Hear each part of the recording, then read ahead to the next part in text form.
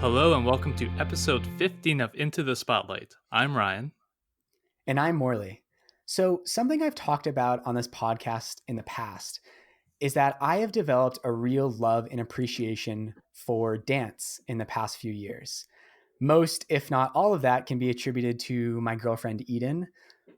She grew up training in ballet. She was a member of a contemporary ballet company at our university, and she's taken me to some incredible performances, and some of those have been her own.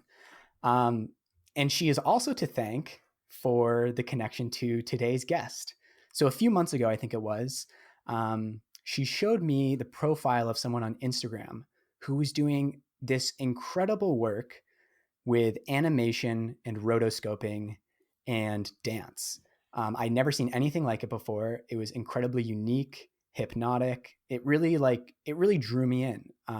So I was like, we have to get this person on the podcast, and we did. So please join me in welcoming today's guest, Kristen-Innes Stambolic. Hey, Kristen, welcome to the show. Hi, thanks for having me. That was such a nice introduction. I love that.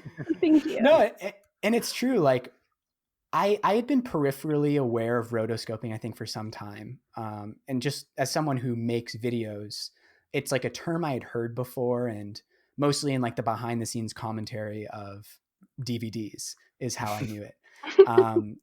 But I had never seen someone really use it in the way that you do. And it's really, really interesting. So, I mean, you can probably describe it better than I can.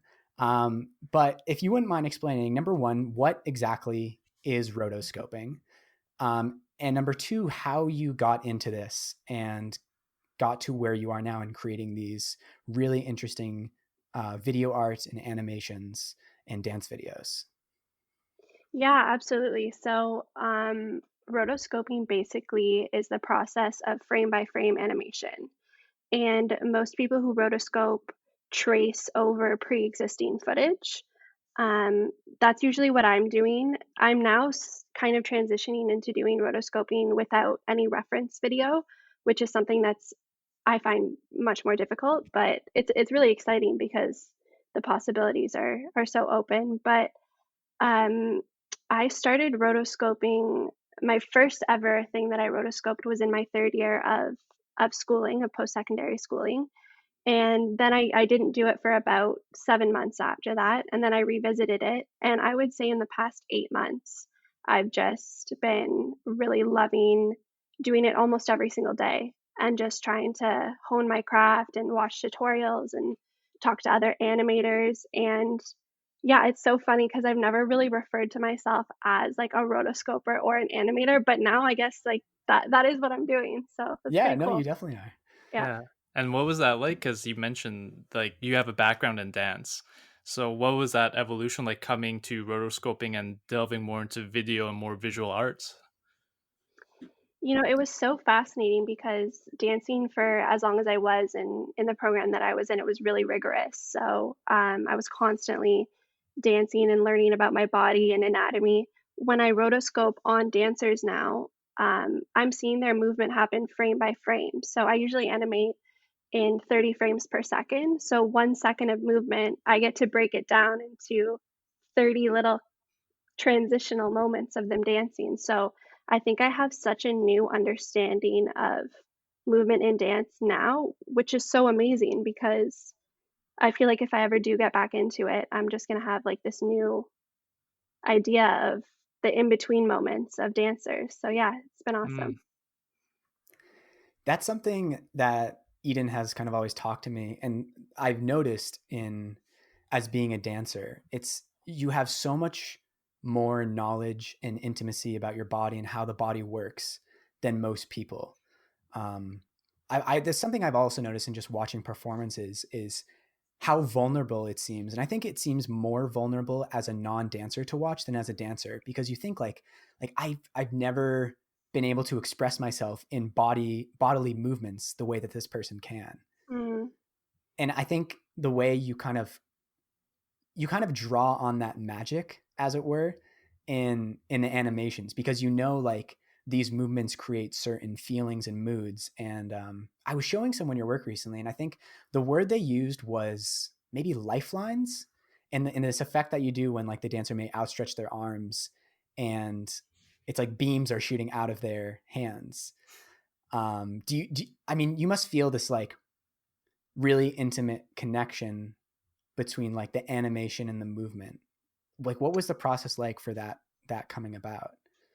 Yeah, it's so interesting that you say that. That's a massive part, I think, of why I've stayed with this type of creating videos, because I feel like I can really feed off of the energy lines and the movement that these dancers are having, and make the viewer see it visually with the animation. So I think, I mean, live performance is amazing, and but there's only so much you can do with it.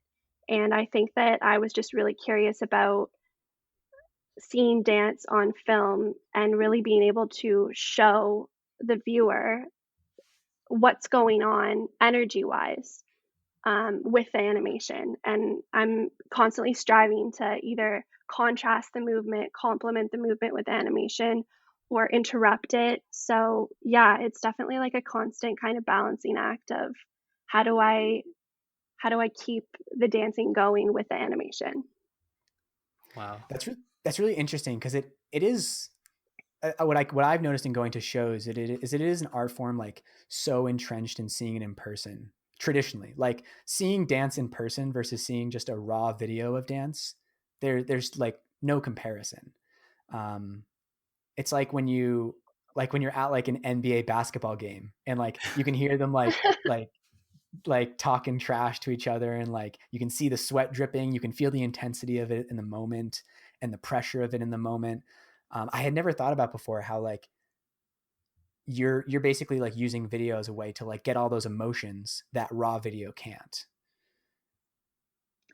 Yeah, yeah, and I also think that from spending so much time watching live performance and being involved in live performance, there's so many layers. There's like the choreography, the costuming, the stylization, and there's like viewpoint layers as well, like how people are staggered on stage. And I think it's so cool that I'm I'm able to kind of show that in the video, even though it's not live, because you lose a lot of that when you see dance on video. You lose a Mm. lot of like the real time interaction and intimacy, but I think that I'm trying to recreate some of that on video, and hopefully I'm starting to succeed. That's kind of the goal, is to kind of make people reminiscent of watching live performance in a different way. It's interesting because I'm really impressed with your work and how you're able to convey that. Because I'm not a dancer myself, but I've Mhm. seen dance, like I've seen river dance, I've seen the other types of performances that way. But the way that you're able to do it with through rotoscoping is that because you mentioned like with dance, there's a lot of focus on technique, on choreography, on precision.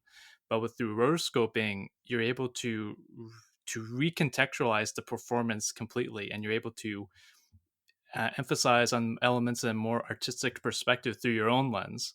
So, what's that process like for you as you're recreating the dance and the performance and expressing it in this new light? It can be extremely tedious, to be honest with you, just because the whole process of rotoscoping is extremely time consuming. Right. It can take me days to finish like a 30-second clip. Hmm. But at the same time, there's something so satisfying about spending so much time really trying to emphasize the dancer and then seeing it come to an end. And I think also, like what you mentioned about precision and technique, it really lends itself to the animation. Like if someone is dancing with a very high level of technique and maybe more of a ballet style, it really informs how I animate. Like, for example, I just started using a technique of using straight lines only instead of drawing them. So using anchor points and making the lines straight, and that lends itself to kind of a more technical style of dancing. So yeah, it's been great being able to kind of work with different styles, and I hope that I can keep doing that. I hope I can work with a bunch of different styles, even like not even dancers. I'd love to work with like someone skateboarding or like Right. snowboarding and like animate off of that. Yeah, I don't know. That would be cool. Yeah, I've noticed that in some of your more recent posts. Like some of them are a little more abstract in like pure animation, and I've thought about that as well. Like like Ryan and I both do a lot of video creation as well. We do it in very different ways. Ryan from the more documentary standpoint, me from the more like showing the process of making something viewpoint. Um, and it's funny, one of the guests we had in an early episode, John Kipoff, he was talking about like when he started making videos, he kind of assumed that he would just like he would know how to do a lot of it. He didn't really think that like editing was a skill that he needed to learn. Hmm. And what you said just then was like wanting to create music videos and skateboarding videos. I relate to so hard because I feel like I'm now getting to a point where I'm like proficient enough in editing where I can really start expressing myself with it. Like it's so different being able to be like basically proficient at something that like you can use it and create an end product.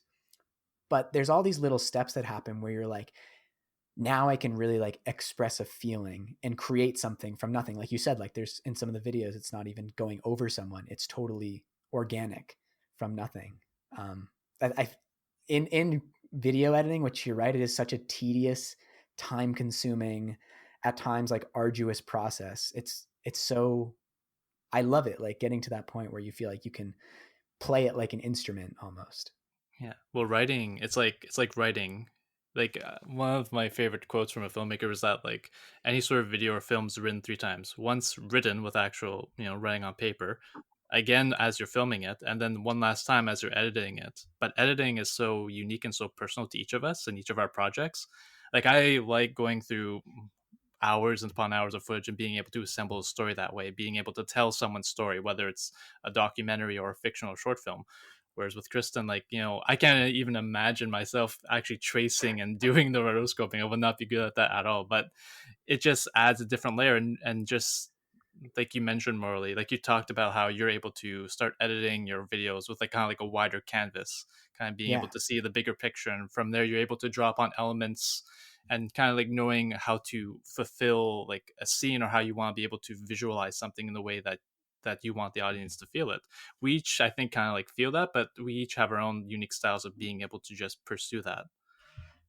Both rotoscoping, I can't even imagine like for myself, because I know when I was in university, I had a chance to go into like the rotoscoping more visual arts stream at university. I thought, oh no, I just want to do video. And then one of my friends was doing rotoscoping projects and she was showing me what she was doing. I was amazed. I was just that, I appreciate this so much because I know myself, like I couldn't be able to do something like this, but I have a lot of respect and appreciation for those that do. Mm. Yeah, it's really interesting too what you just said about when you're looking at hours of footage and being able to edit that and tell someone a story. I feel the same way about rotoscoping on top of videos of dancers because I just have become obsessed with trying to kind of control where the viewer is going to look. I think that's so interesting that Mm-hmm. that we have the ability to kind of make these suggestions to people watching our content and like through visual aid make them look on a certain part of the screen or kind of feel a certain way. And yeah, I love that. And I definitely don't focus on emotion per se when I'm making these videos, but at the end I always feel a certain type of way about them just from the quality of the line work, in addition to the dancer. So yeah, it's really cool to be able to kind of trying to tell a story to someone through art. Mm-hmm.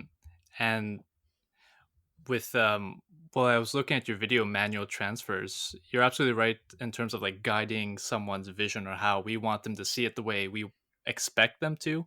And I noticed that with manual transfers, the way like the camera cuts and the way you use different animations and the way the dancers are dancing, but then you see parts of them are still remaining behind as if it's catching up. I really like that. I've never seen anything like that before. So what was it like making that video? Um, Thank you so much. Yeah, that was for a film festival at the beginning of this year, that I was really really excited to make, and I basically that one I is not rotoscoping. It's through a software called Isadora Trichotronics, I Okay. and it's mostly used for like 3D projection. I know a lot of people use it for like live projection, Hmm. because it's very like intuitive and you can be coding within the program while it's live projecting. but they have all these really cool, they call them actors, but they're basically effects that you can add in. So basically, it was the process of layering and layering and layering these effects, which is Right. really similar to the rotoscoping actually. But yeah, that film was like a great experience for me to learn.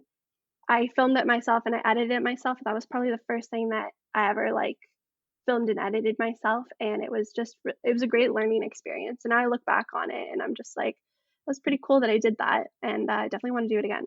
That's so impressive. That was your first. I thought it was something recent that you had done. That being your first, that's very impressive. Yeah, I made a film while I was in my 3rd year of school as well, but that was definitely very, like, amateur amateur, like, but yeah, this was manual transfers was the first one that I feel like I really, like, can take ownership over and say that I'm so proud of it. Yeah, it's I think each of our first projects really helps kind of I don't know. For me, it felt like such a breakthrough when I was able to make my first short film about 4 years ago now, almost five. Jeez, that's scary how fast time passes. But I think it's just the first time because I know I've always wanted to make like short films or stuff like that, being able to express myself for the first time. But it was always hard trying to make because these projects, take a lot of time and planning. But once you're able to do it for the first time and able to express yourself, it feels like a triumph, and you just want to keep going down that rabbit hole, exploring it more. But in regards to your projects, Kristen, like especially when it comes to rotoscoping and animation, do you begin a project already having an idea or knowing how you want it to look, how you want to present it, how you want to explore it, or is it more of a process of discovery along the way? Yeah, that's a great question. Usually it's I have most of my friends are dancers, and I have a huge plethora of people that I went to school with that I can kind of call on. So usually I'll just message them and say, "Hey, do you want to film yourself dancing?" And I'll animate over it. And then I don't give them any direction. It's a surprise every time. So usually that has been successful. Like uh, I can really get inspired by the video and I'm like, this is going to be sick. I'm so excited to work on this. A few times I have really struggled with being able to animate over certain types of movement. So, for example, someone moving really slowly, I have a really hard time. That's something that I really wanna figure out. But yeah, so usually I just go into a project with a video from someone else, especially right now, because I think that if we hadn't been in this like social distance landscape, I would 100% have pursued trying to film people myself because that's something that I really, really want to get better at. Hmm. But it's been kind of cool just to be like, hey, send me a video and let's see what we can make kind of thing. Yeah, it's like just going back a little bit, like it's really impressive how like we talked about this before we started, but like you like me and like a lot of people are like mostly self-taught in video editing and in these animation styles. But in the way you talk about some of them and using them, it almost sounds like you just sort of like dove right in, um, in terms of like you want a certain effect, and so you try to pick that effect up. Because I think when a lot of people when they think for the first time about creating a video, they're like, oh, I'm going to use iMovie and make a few clips together.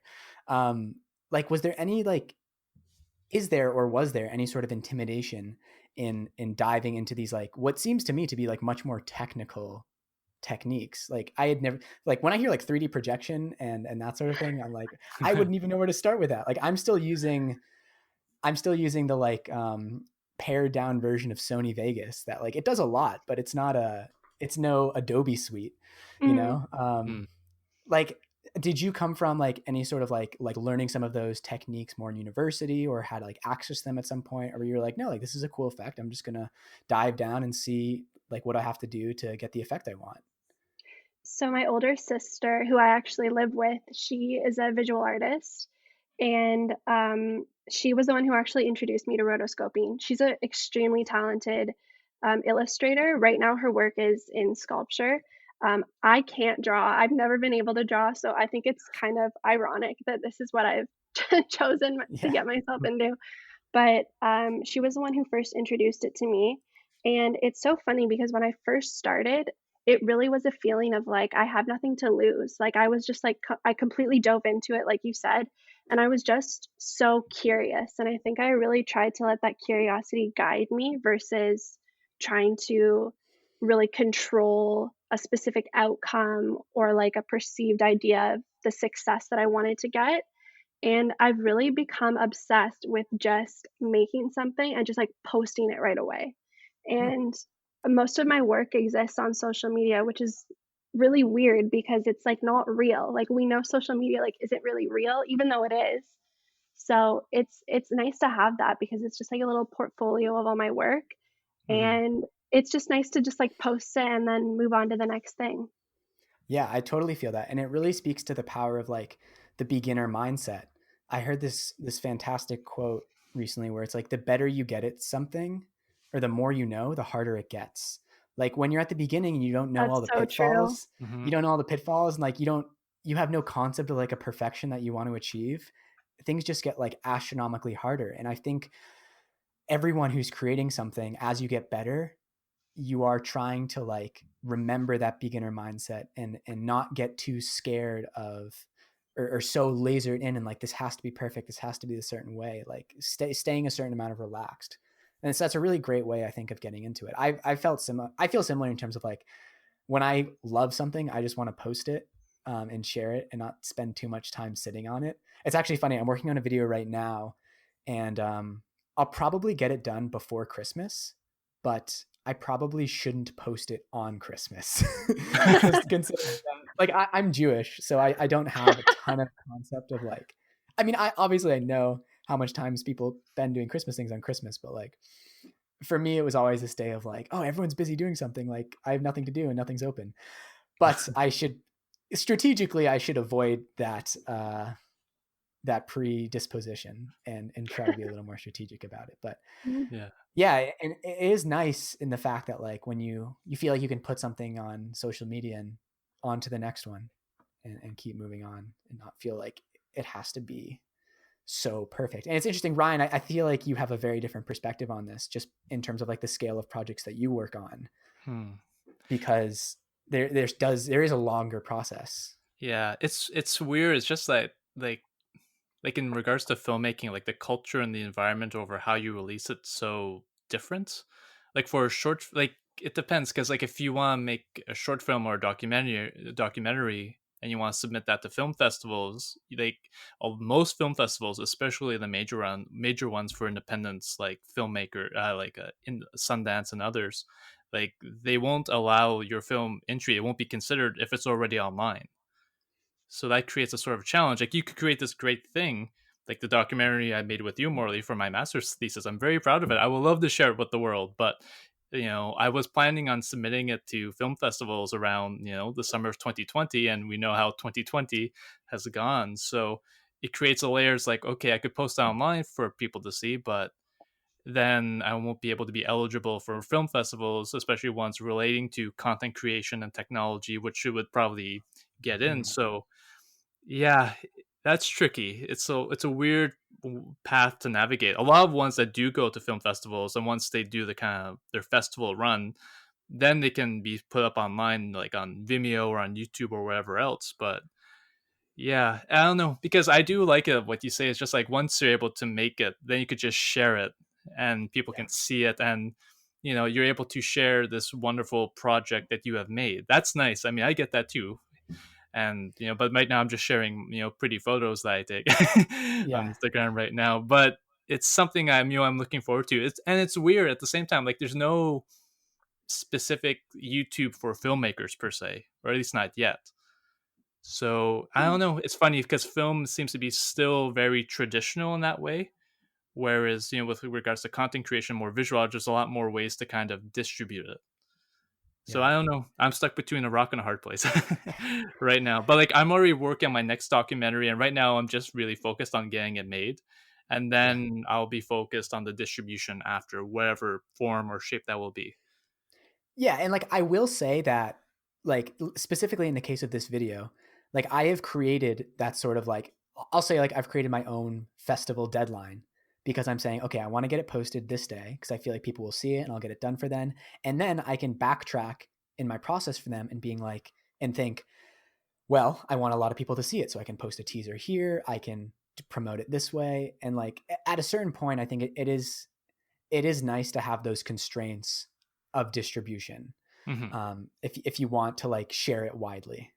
Oh, absolutely. And I don't know, there's something to me that's very interesting and alluring about being an independent filmmaker who's gonna make his movie no matter what, and I don't care what the world says, I'm gonna make it anyway, and I don't care how it gets seen, whether it's in a cinema or on your iPhone. I don't know, I really like that. Some people are just like, oh well, I'm not gonna do this, I'm not getting paid, I'm not gonna waste time doing this, but I don't know, maybe it's because I'm obsessed, I'm crazy, but I love doing this. I have such a passion for this. And I'm already working on my next documentary, and it's totally different from what I worked on creators with you, where it was about media and technology and storytelling. This is the next project I'm working on is more about nature and history. So I'm Mm. already working on, pre-production, just trying to see like how I would visualize that types of how I would film it, people I would interview, approaching that subject matter in a totally different context. And there's something very exciting about doing a project that's totally different than what I did last time. Like ever since I made that documentary for my master's thesis, like I feel so like it was a lot of work. Like I mentioned before, I spent like an hour the whole month of June of 2019 just editing on my MacBook, terrified it was just gonna burst into flames at any moment.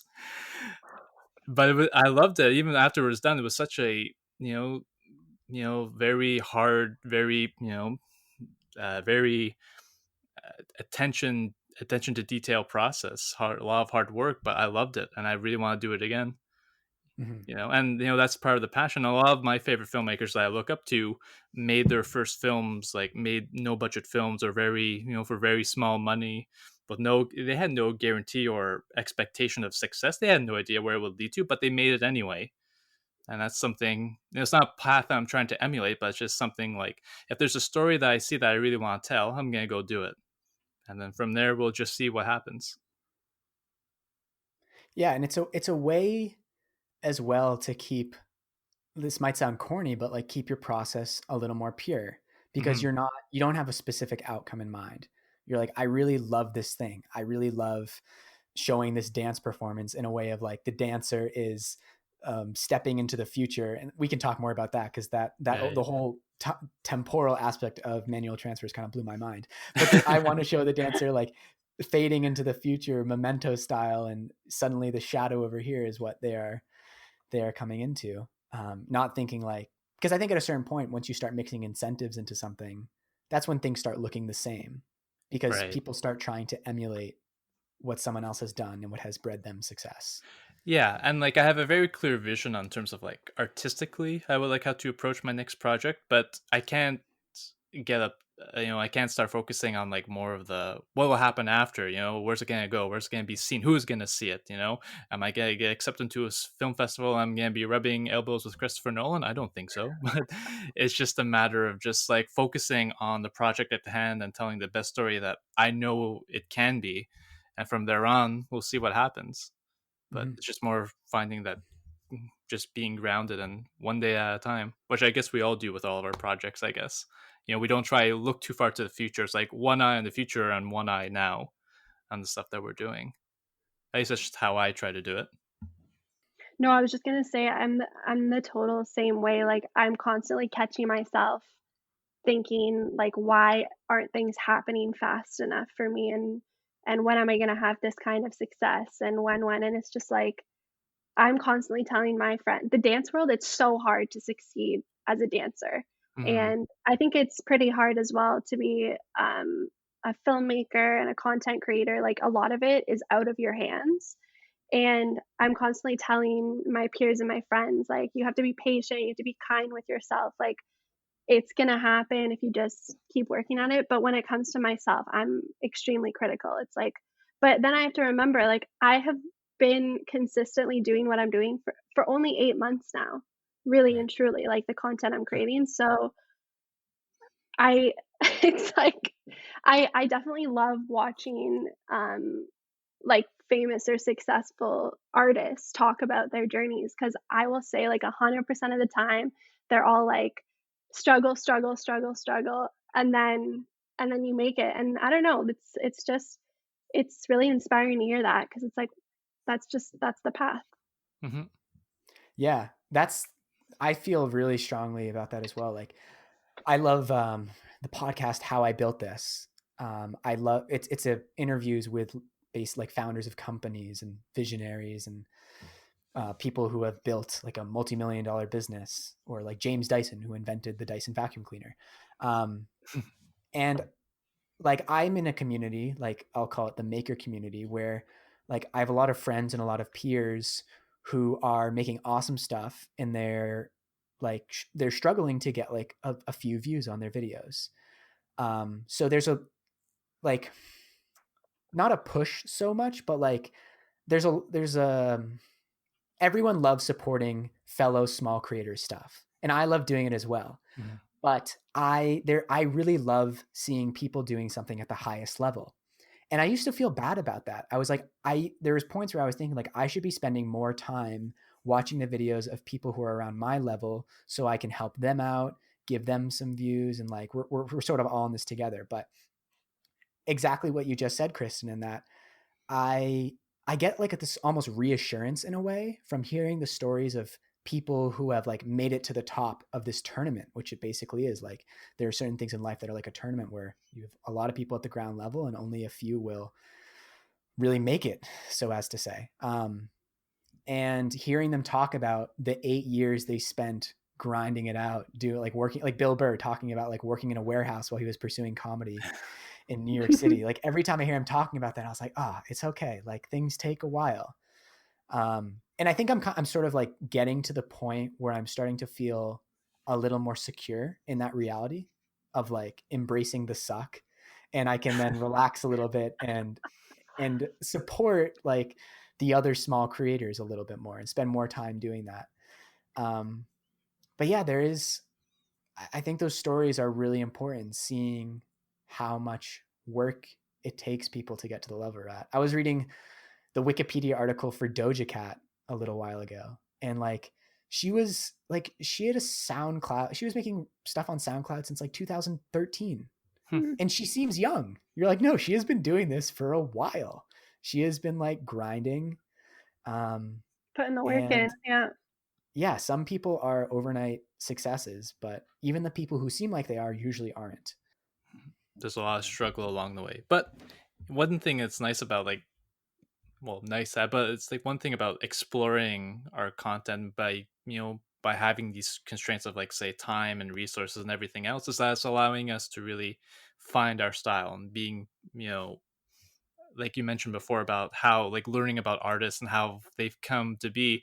If you look at some of their earliest work, you see elements of their style that still a part of them to this day, and that's so inspiring to see, because it's not like people will say, oh, you sell out and everything, but no, you just refine your style to a point, and as you keep growing and you keep getting better and you keep getting more opportunities, it just sticks with you and you're able to express yourself in the way that you were meant to be. Kristen, in terms of like finding your style and getting to like feeling like you're able to express yourself more. You mentioned early on in the episode how like you're starting to explore like other mediums outside of these dance rotoscoping videos you're doing. I'm curious if you would want to talk more about that, like the other techniques you're trying and what that whole process has been like in exploring like video art and video creation in new ways. Yeah, definitely. I've started rotoscoping completely separate from using dancers as kind of a template. I've started experimenting with just shape and color, and that's been really fun. And I think it's also really influenced my other work as well.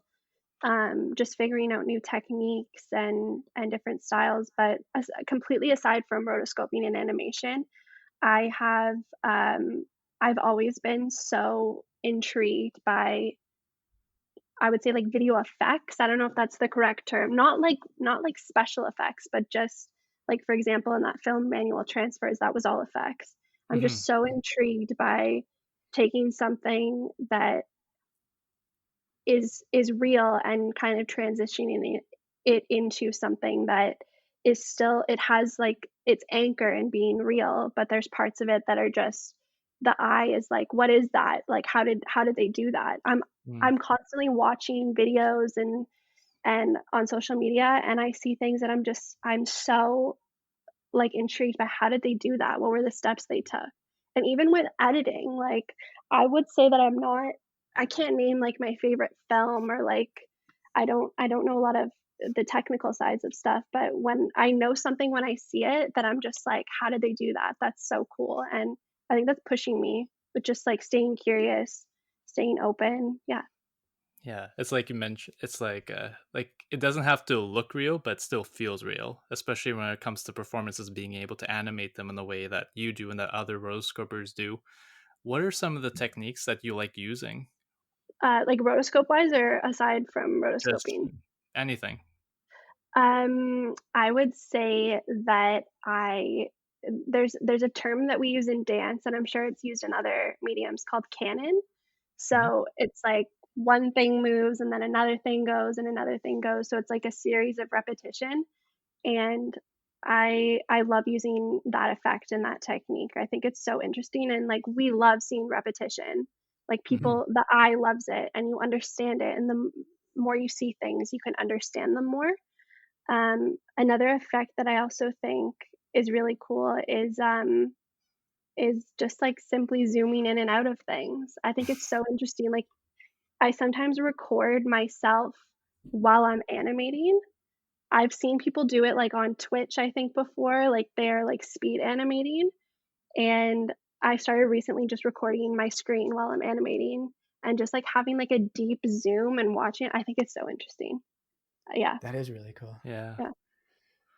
That's something I need to remember in my own editing, that people like repetition, because I think it's easy when you're so heads down in a project that like my videos aren't as much about like the video art. It's more about, it's a medium for like telling a story and showing something and maybe teaching something. So it can be really easy sometimes to just be like, okay, I showed this once, the person saw it, or like I'm trying to fit all these things in, so I have to cut it really short, which is a great effect sometimes, but Mhm. it can also be like off-putting in some ways. And there is a lot of like really interesting effects to be had when you start playing with repetition and letting something play out for a little while. Yeah. And it's Yeah. It's I almost didn't like a realize. conversation. Yeah, yeah, conversation's a great word, and that made me think too of like when you're talking about canon. I didn't realize that was the word for it. The way you talk about it, it almost makes me think of dominoes, like one thing influencing Yeah. the next, and they all go into one another. And then you can interrupt that and then it's like so visually like satisfying and interesting because the viewer's expecting the same thing to keep happening, the canon to continue, and then it's interrupted and it's like, Mm. whoa, like what just happened? I wasn't expecting that. It's like Have setting their expectations and then breaking them, but in a way that's completely satisfying, and then you Yeah, Yeah. want to see it play out in a different way. Kristen, have you seen the music video for King's Dead by like Kendrick Lamar, J Rock, and Schoolboy Q? I don't think so. That has No. one of the most, I'll link it in the show notes. That has one of the most impressive zoom effects I've ever seen. So We'll have to you, watch that. you might have seen it in GIF form or something, but they used this incredible lens. It must have been like a meter long at least.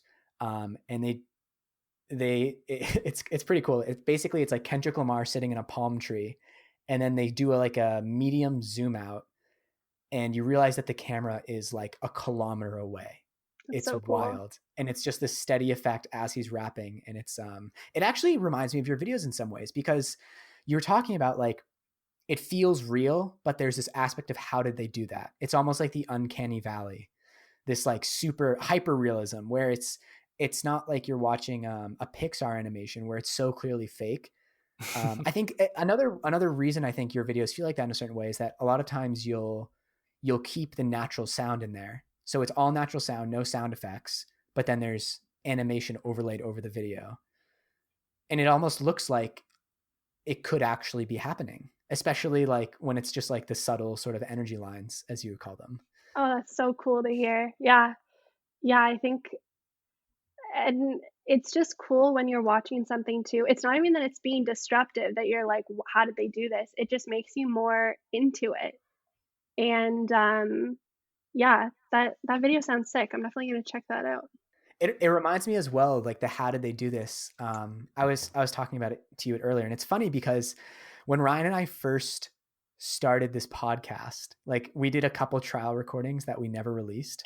One was in like the Ryerson. I think it was the one we did in the Ryerson library, and it was like super echoey, and And but we were just then we did like actually no, another one. or it We might did have been another one before. Like we did one that was like the test recording we did in the library, and everyone's staring at us. As in, what the hell are they doing while we're in the yeah, room?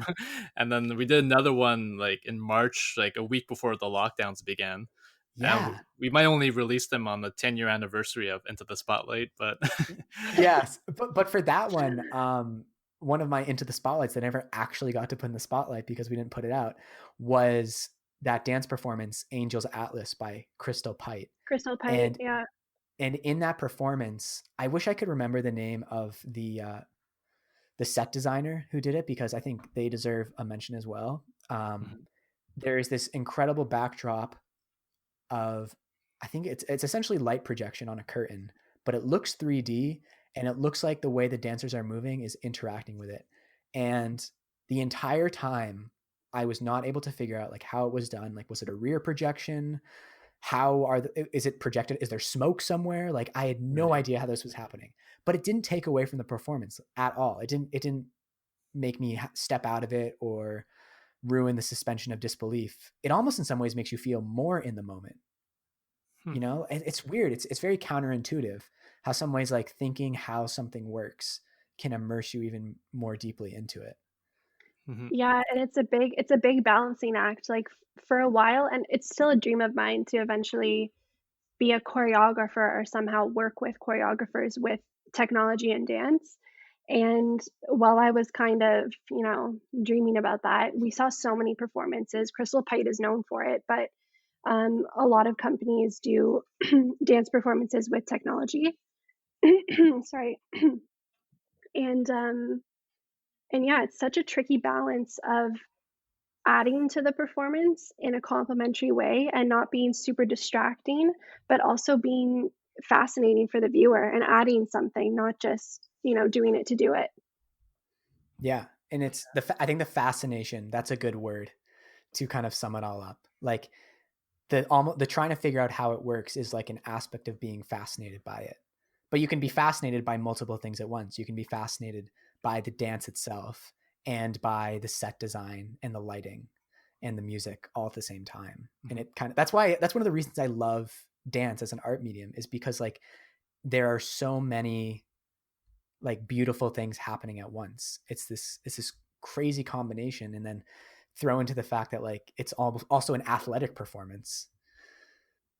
Yeah, Yeah. exactly. But it's like you said, it's the combination of all these elements coming together at the right time. In the sense that, like, whether it's like I think you mentioned the projection of the dance performance itself, it all comes together. It's film is a lot like that too. It's being able to have all these elements and having a good set design, being able to have all these elements come together at the right time, at the right moment to create that sense of feeling that you want the viewers to understand, to feel at that moment.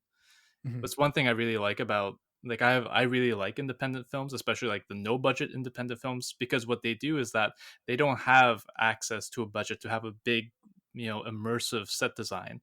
They're just like they either have to film in, like, I don't know, rented locations or in public spaces, and there's oftentimes like real people around them.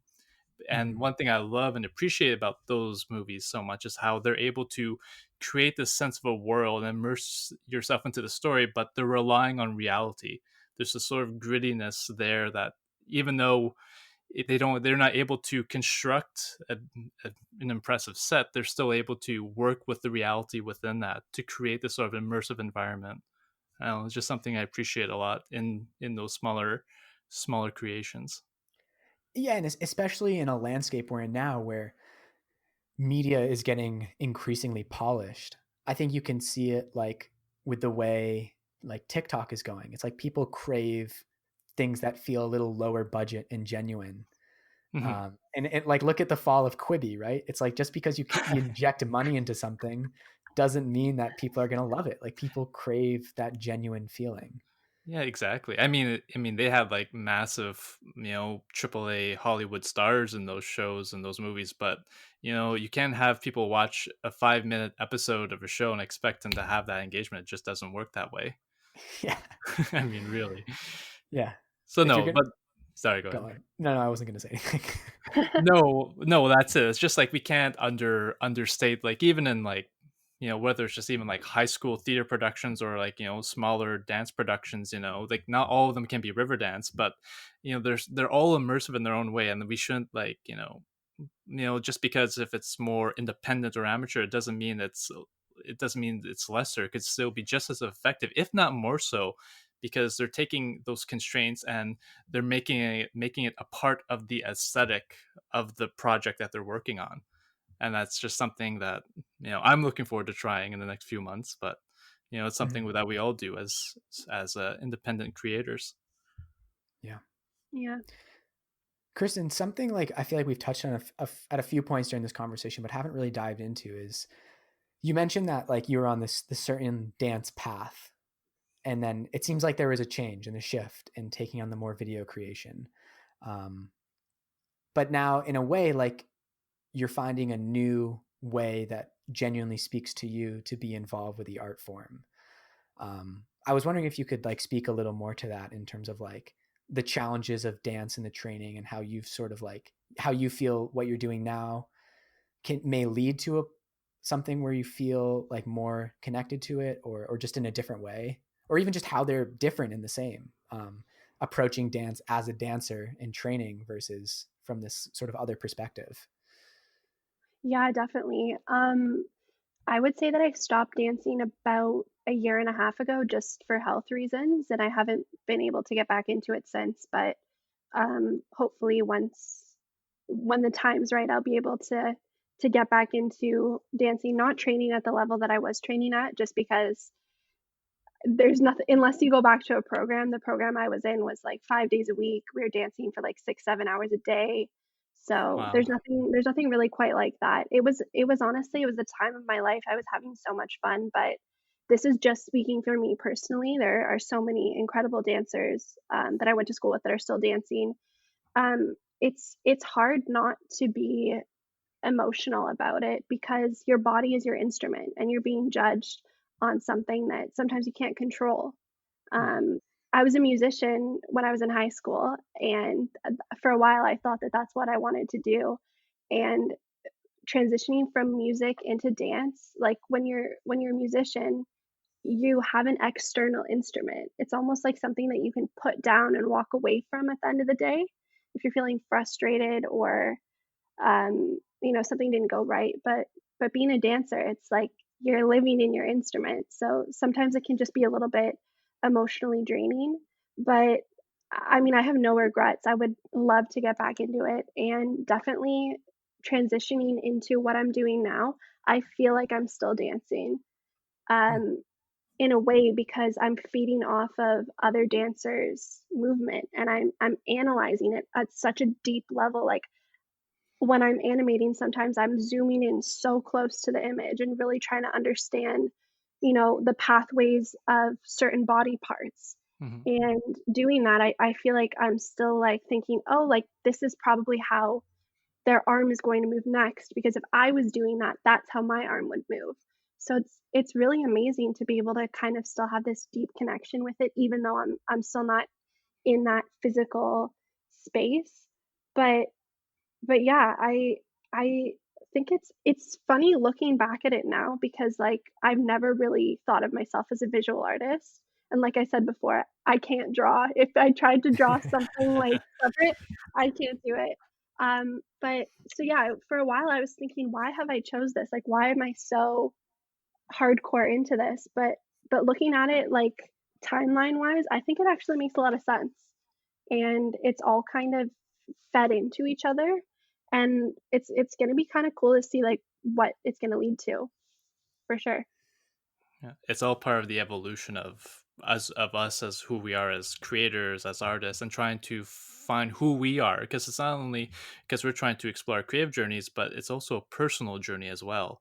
And like you mentioned, like being able to look back on those experiences through music and dance, and you're still drawing upon those elements into your work now as a visual artist, and that's amazing. Like just looking at your work, you know you're a dancer, because like if I were to try to do something like that, I couldn't do it nearly a quarter as good as you can, because I don't understand dance, you do. Mhm. And along with music, you know, like as I looked at your work, like you capture that flow and the way, you know, the video edits and the way the animation flows, it's done so well. So being able to see that and you're able to draw upon that, that just enriches your work so much more. Thank you so much. That's really kind of you to say. Thank you. Yeah, and just like what are some of the unique elements and challenges as your work as a visual artist? Like just what are some of the unique elements and challenges that you have experienced in this new space?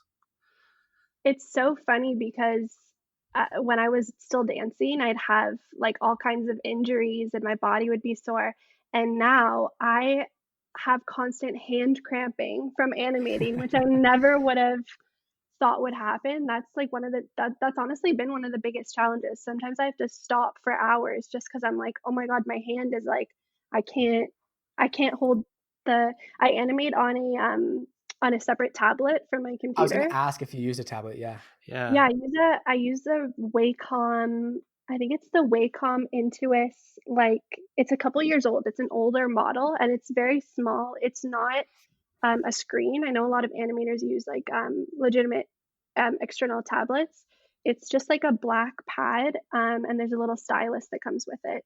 So, I'm hoping to replace that soon, I'm hoping to upgrade just because it's lost a lot of its sensation, and, but yeah, that's been a big challenge. I think another challenge too is sitting for hours doing this. Like the challenges I feel like have been mainly physical versus like mental or emotional just because I Mm. was in a space of like such a grand physical pursuit. And now it's like to animate a minute long video, it's like, oh, I'm gonna sit for hours and hours and be in a certain position, hunched over a table. Yeah. So it's been such a, like, 180, but in a way, it's been great because it's giving me the break that I wanted and that I needed, and yeah, yeah, that's what I would say, yeah. I was wondering if you were using a stylus, because I know like my colleagues when I was doing my bachelor's degree, like they were using like mouse button and click. I thought, oh my gosh, that seems like a nightmare. I can't even imagine. My Yeah. gosh, yeah, Every I time, tried that, every it's not for me. Yeah. No. well, I don't think it's for anyone. It's just like you have to put in that you have to invest a little bit. Like every time I do any masking in photo editing, that's when I really think like, wow, I need to get a tablet. Like this is not because if I do any masking, it's for like a single photo. It's for a thumbnail. Um, yeah, it's usually just for a thumbnail of a video. But if I were to do it in like a batch of photos, there is no way I could sustainably do it with a mouse.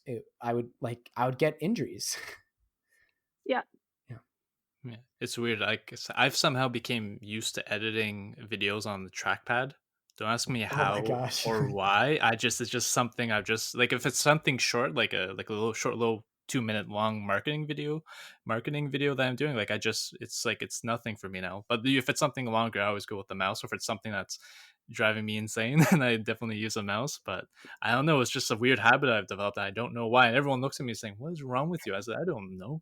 It's just I guess I just I've done this so often. Like now, if it's something short, it just I know what to do now. It's weird. I don't know how to explain it.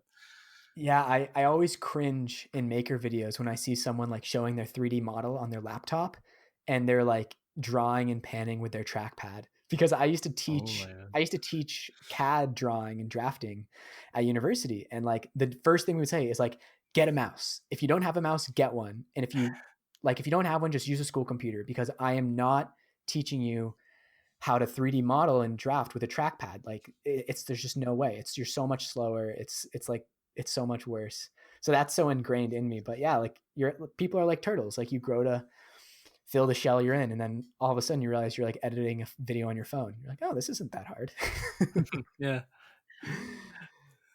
Yes. It's all different, but oh my gosh, editing. Oh, and I love editing. It depends. For me, editing depends of how the shoot goes. Like if I have a good shoot and like I get all the footage already that I planned and I hoped, or even if I was on set and I just realized, okay, this thing I have an idea for, like we didn't plan it, but let's try shoot it. I'm always happier if we do that if we film it, if we don't film it, you're looking at the editing, and if you just don't feel like you have enough, or it's not all in the way that you expected it to, it could be really brutal of a process. But if you get everything that you need, I find that the editing process goes a lot more smoothly. It's still very long, still very painstaking in terms of time, but if you have it all, I find like it makes it easier to put it all together. And how just even something as simple as reversing a clip can completely change the context of your project. It's crazy to think, but I've often do that lots of times. Like there are sometimes I reverse a clip, or I take a shot that I thought was kind of useless, and then in the context of other clips, it just says, "Oh my gosh, this works perfectly." It just depends. Yeah, I think like getting those epiphanies is probably one of the biggest learning experiences I've had over the course of like a few years spent teaching myself video editing. I've come to realize that if I'm spending so much time micromanaging a tiny portion of the video and I keep moving things around and I'm trying to get it right, then I need to like totally switch it up. Like something like you said, reverse a clip, replace it with something else. Like if it doesn't feel right, then it's never going to feel right. Or I should keep it the very first thing I did. Sometimes like you're going back through a shoot and you're like, the first thing I did was right, or the last one was right. And very rarely is it somewhere in between. It's like a cruel joke in some ways. It's weird, yeah, because sometimes you can get on the first take, or you get on the last take, or you get within the first 5 takes. It varies like that. I don't know how to explain it. Before we end, I just wanted to ask Kristen, what are some of, or who, or what are some of the biggest inspirations that influenced your work?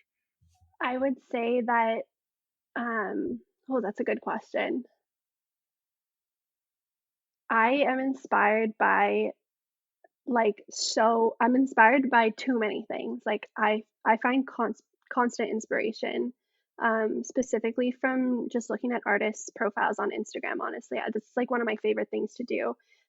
Specifically, visual artists and video artists. I love watching like 3D models.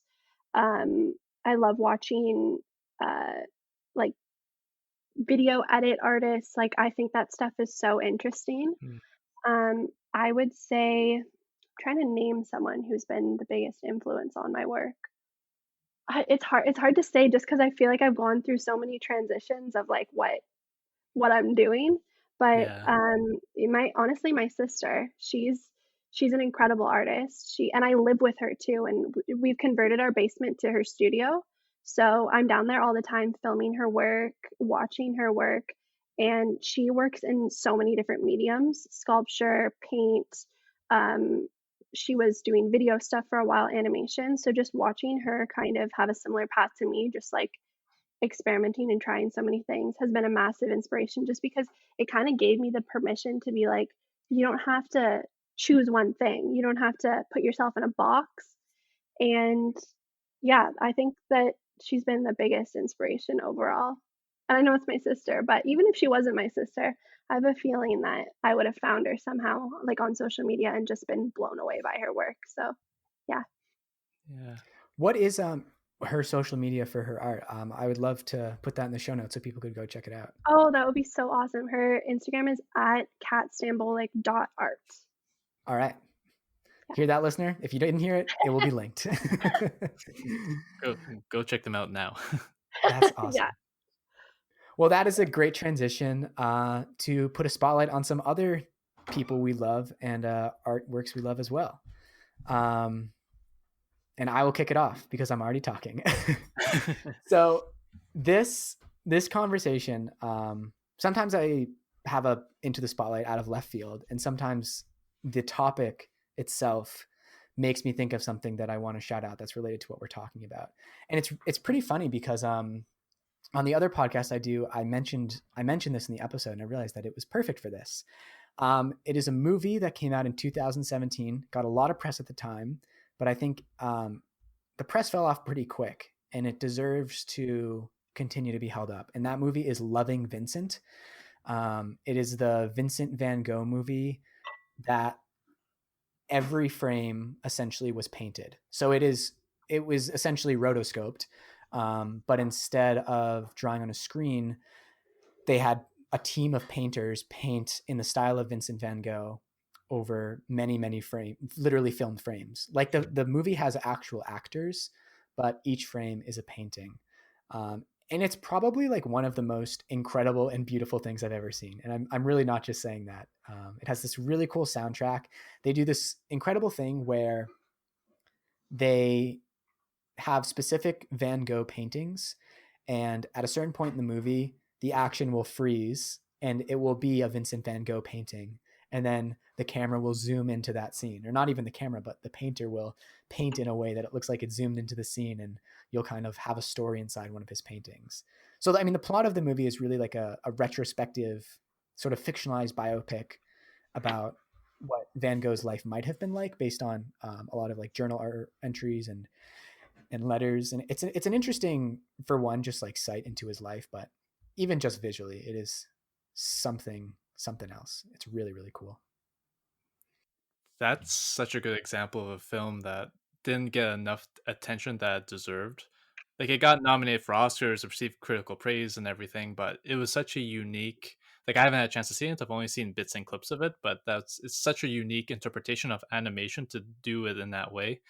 It's I hope its reputation grows throughout the years, because it's an interesting and really a very, how do I say it? A very very bold move to move animation that way by going back to the traditional paintings that animation is really inspired upon. Yeah. And I think another thing it speaks to is sort of like the timeless nature of frame by frame animation, Hmm. in turn of rotoscoping. Like you can have these incredible video game looking Pixar movies that are like so close to lifelike, but Yeah. there is something about someone literally painting every frame, whether it be analog or digitally, that gives it a certain quality that is like really beautiful. Yeah, that sounds amazing. I don't think I've definitely seen clips of that somewhere. That sounds extremely familiar, but just like going on social media, seeing people do frame by frame animation with either sketches or paintings, there's something so magical about it. It's really like bringing a piece of art to life in a different way. And it's just, yeah, yeah, I'm gonna have to definitely check the full movie out. That sounds amazing. And I wonder too if part of it is just knowing in the back of your head that someone drew every frame. Maybe it is, maybe it isn't, but I think that might play into it as well. Like you can feel the labor that went into it. Yeah. All right, what about you, Ryan? What would you like to put in the spotlight this week? So my spotlight for this episode, well, it doesn't deal with more animation, but it does um, handle more about what we've been discussing regarding recontextualizing performance and making it something unique and different and making it your own. So I discovered this band a few days ago called Sunny and the Black Pack, which is a band from San Francisco in the Bay Area in California. And I found these guys online. I found they've been doing live concerts for like the last month, almost every day throughout the week, on broadcasting it on platforms such as YouTube and Reddit. And it was interesting, they're a band that delves in more with jazz, folks, and blues music, and they've been doing this for a while, and they have, like, as I've been researching them, their ultimate desire is to inject authenticity and passion back into live music. They're a band that doesn't have like a lot of recorded songs out released, but they're very, very focused on live performances. And you can go on their YouTube channel, you can find all of their live performances that they've done. And one thing I've noticed is that that they state is that they have a vision of covering songs, which is called a canvas. And their interpretation, canvassing a song means approaching it as if it was a blank canvas and recreating that song in an image that resembles the original, while utilizing their own heart and soul to make it an authentic and unique sounding interpretation. And they've taken everything from like rock and pop music to even Christmas music in the last few days, from what I've heard of them, and they're recontextualizing it in this more jazz and blues sort of rhythm. They keep the lyrics, but they completely change the music. They change even the length of the songs, the way they're sang.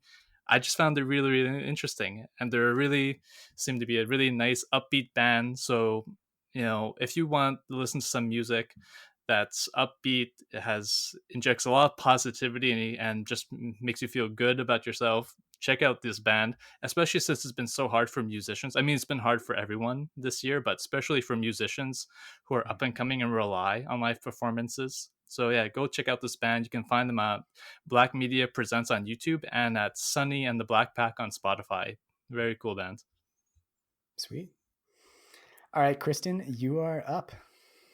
All right, so my Into the Spotlight is a multidisciplinary artist named Susanna Haight, and she's based out of Montreal and Toronto. She's currently in Toronto right now, and she is a dancer. She's a filmmaker. She's a visual artist. She does photography, and she went to school at École de Danse Contemporary Montreal, and which is a very similar program that I went to. And now she's moved back to Toronto, and she's in her first year at Ryerson getting her BFA in film, which I think is so amazing. Like, she's really making the switch into becoming a filmmaker, and she's just incredible. She's honestly one of the best dancers I've ever witnessed. She dances with such a nuance, and it really makes you feel like you're dancing when you watch her. Even if you're not a dancer, it gives you such like a sensory feeling watching her. And I was really lucky to collaborate with her just very recently, just about a month ago, on a video, and she honestly changed the way that I rotoscope. I feel like that collaboration has been a massive turning point for me, and it led me to explore this pursuit in such a new way, and she's incredibly inspiring. I would check out her Instagram. I think it's just at Susanna Haight. I think that's her Yeah, I her just found it. I'll handle. link it in You the found show her. notes. Okay, great. And if you scroll It's spelled down Haight. I think the same way as like Haight Ashbury in San yeah, it's like Francisco. H Doesn't matter. E or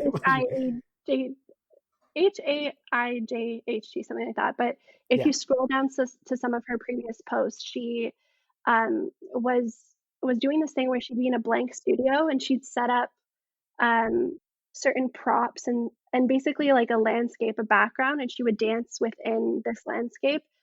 So original.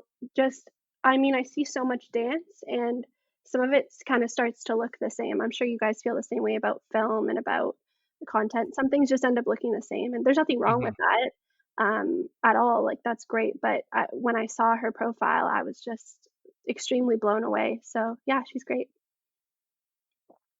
Awesome. Yeah, I'm watching her stuff now. I'm definitely going to check out more. And I found your collaboration. Oh, amazing. Yeah, no, I hope to work with her again. She's an incredible artist.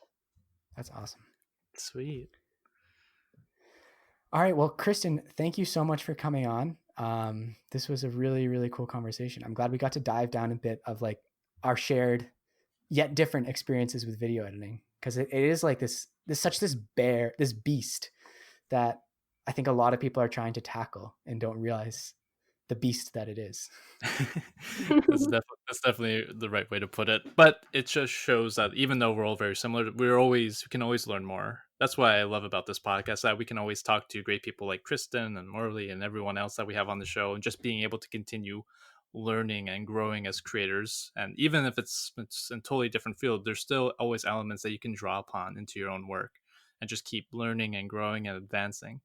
And I'm excited to see more of your work, Kristen, as you keep making more of your rotoscoping and your other artistic pursuits. Thank you so much, and thank you so much for having me. I really enjoyed this conversation, and yeah, I'm really excited to check out your guys' other episodes for sure after this, and episodes you guys have in the future. This was so great. Thank you. Our pleasure. So you can find Kristen at Kristen Stambolic on Instagram, KRISTEN STAMBOLIC, but I will link it if you're not of the spelling mindset. She is also on Vimeo. She has some longer works there as well. I would definitely recommend checking out. We mentioned manual transfers a few times during the episode. Yeah, and that'll do it. If you enjoyed the episode, we would really appreciate if you shared the show with someone else who you might think enjoy it, or leave us a review. They're both very much appreciated. Yeah, that'll do it for us today. Kristen, again, thank you so much, and have a great rest of your night. Thank you. You too. Bye. Bye.